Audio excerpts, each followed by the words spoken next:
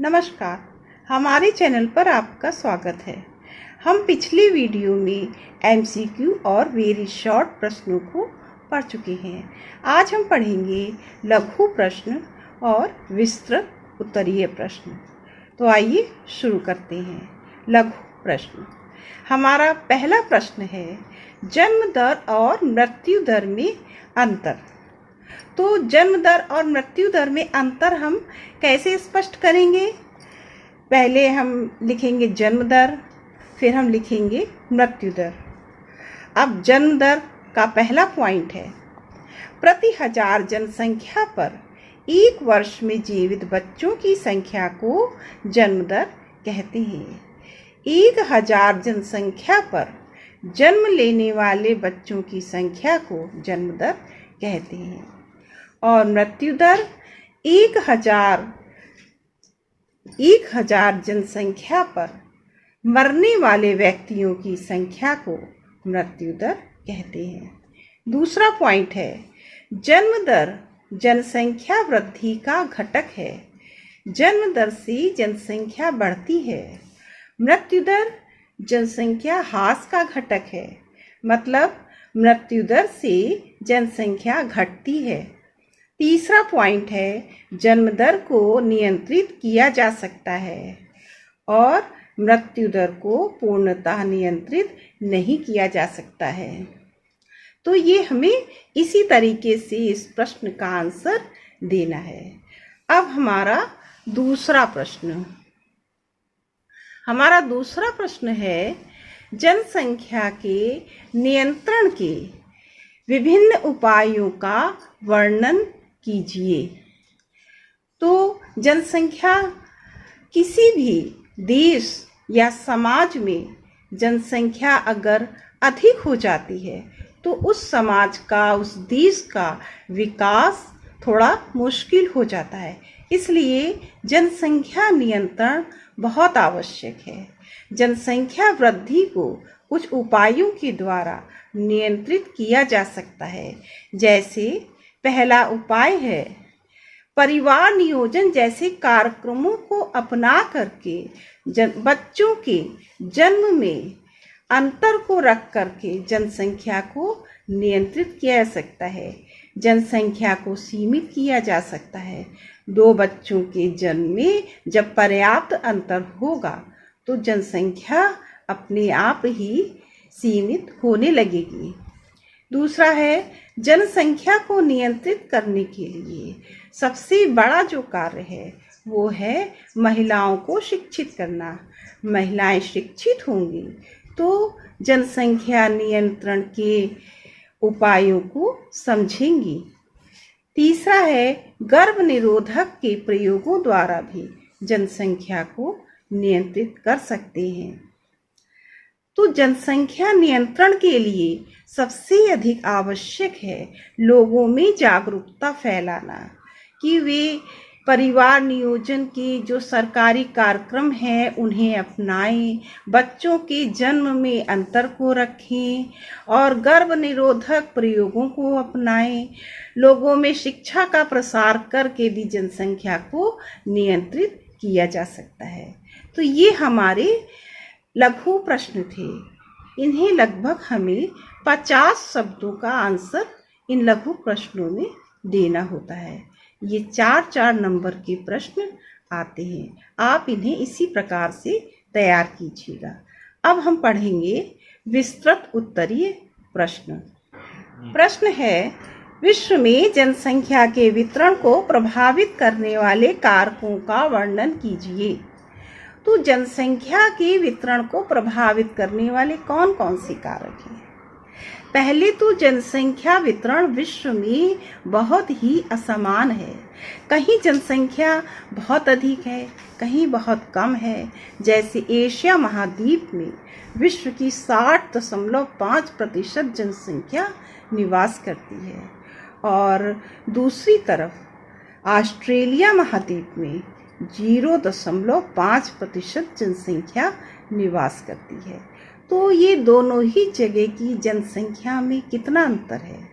जनसंख्या के वितरण को प्रभावित करने वाले अनेक कारक होते हैं, जैसे भौगोलिक कारक, सामाजिक कारक और राजनीतिक कारक, सांस्कृतिक कारक, ये सभी कारण जनसंख्या वितरण को प्रभावित करते हैं।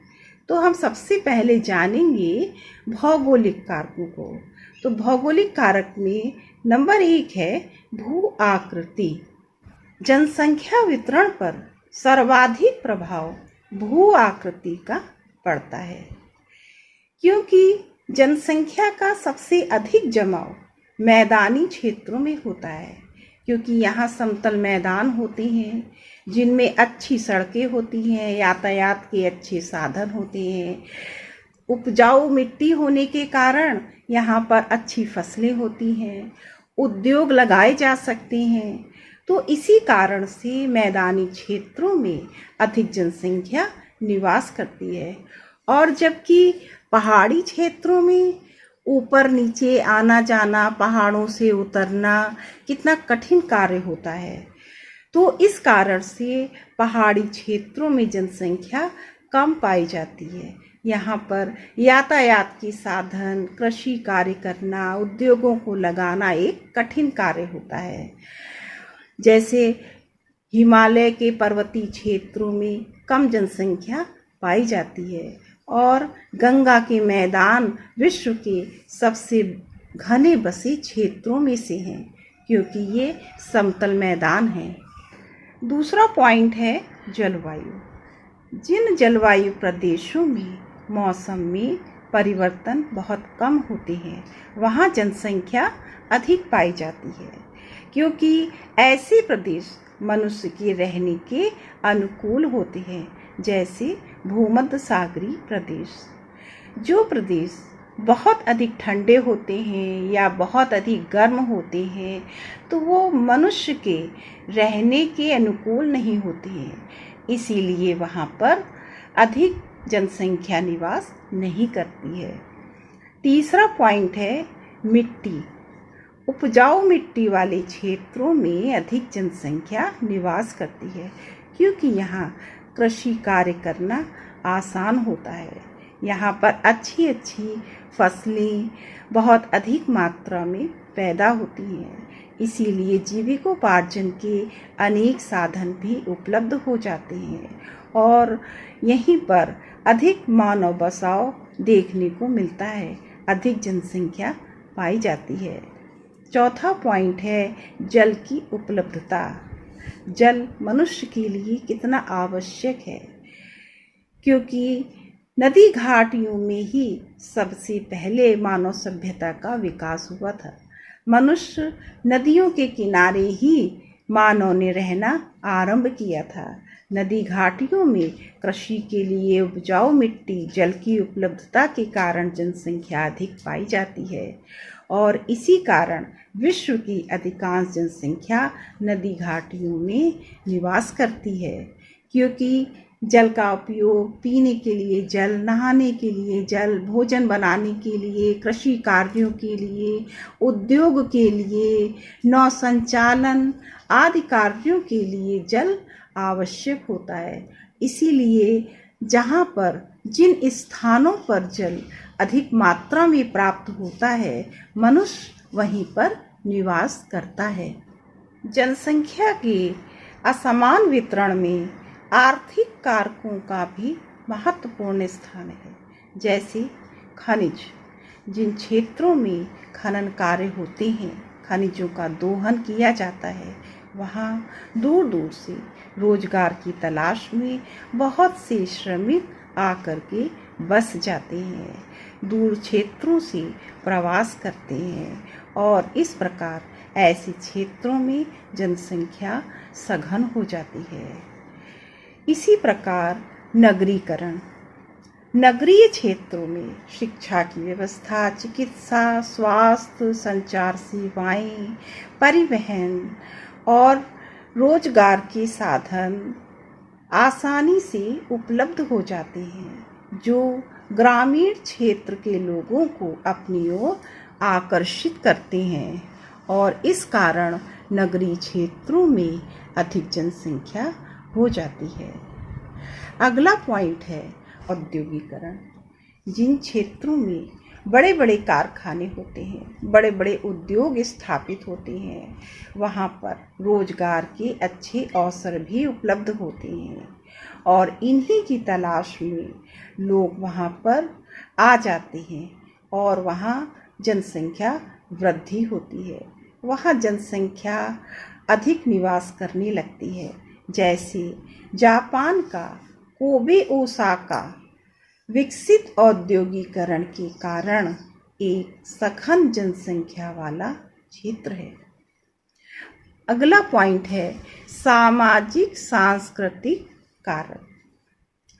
अपनी संस्कृति की पहचान रखने वाला क्षेत्र, ऐतिहासिक स्थलों वाले क्षेत्र, धार्मिक महत्व के क्षेत्र और राजनीतिक रूप से शांत तथा सुरक्षित क्षेत्रों में भी जनसंख्या घनी बसी पाई जाती है, क्योंकि इन क्षेत्रों में भी लोग रहना पसंद करते हैं। इस प्रकार आपने जाना कि जो स्थान मनुष्य के रहने के अनुकूल हैं, जहाँ मनुष्य को पर्याप्त सुविधाएं प्राप्त होती हैं, जीविकोपार्जन के साधन सुलभ होते हैं, उन स्थानों पर मनुष्य रहना पसंद करता है। और इसके विपरीत जहाँ पर साधन सुलभ नहीं होते हैं, जीविकोपार्जन के साधन नहीं होते हैं और अनुकूल जलवायु नहीं होती है, वो स्थान विरल जनसंख्या के क्षेत्र कहलाते हैं। तो आज के वीडियो में बस इतना ही। धन्यवाद। मिलते हैं अगले वीडियो में।